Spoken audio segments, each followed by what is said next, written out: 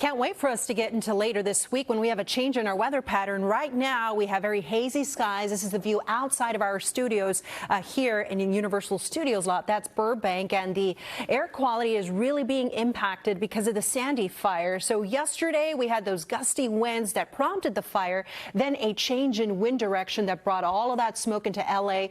and Orange County. That's where the air quality alert is in effect tonight, and we're going to have another round of Santa Ana winds. Now, they will reach speeds up to about 22 miles per hour coming out of the northeast, gusts reaching potentially up to 30 miles per hour. But look at the humidity. It's expected to drop into the teens as the temperatures rise into the 80s. So a challenging day for our firefighters out there. We just have all of this fire, all of this brush that has really dried out. Although we had a very generous wet season and above normal water, well, we have had a lot of heat lately, and that has really dried out our fuel. And today is going to be another warmer than normal day. Look at Los Angeles. The normal high is 74 today, temperatures at 83. So the temperatures are going up. Let's take a look at the numbers for everyone. We have very dry and warm air in place that will further dry out our fuel moisture.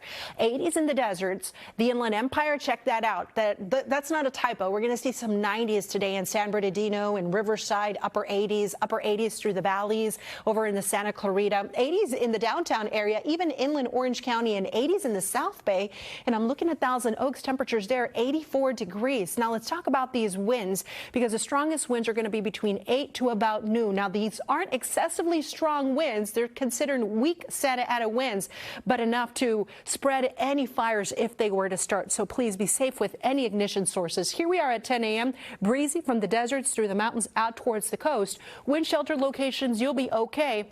But similar to yesterday afternoon, we will have a shift in the wind direction. Here we are at 5 p.m. with those winds, instead of coming out of the northeast, coming out of the west and the southwest. So that could pose problems for our firefighters over in Simi Valley. Those winds expected to weaken as we head into this evening and into tomorrow. Now, I want to show you our smoke future cast. This is one of the tools that the weather team has here. It's also able to give us a visual of where that smoke is headed into this afternoon. And you notice that this morning things are calm, the winds are weak, but watch what happens during the afternoon. We could see a flare up around the Sandy fire, and that smoke once again cover our skies over LA and Ventura County. So unfortunately, amigos, you should limit your time outside today and tomorrow, because that smoke is still in the air and it is unhealthy for us to spend too much time outdoors. You want to do that anyway because it is warm.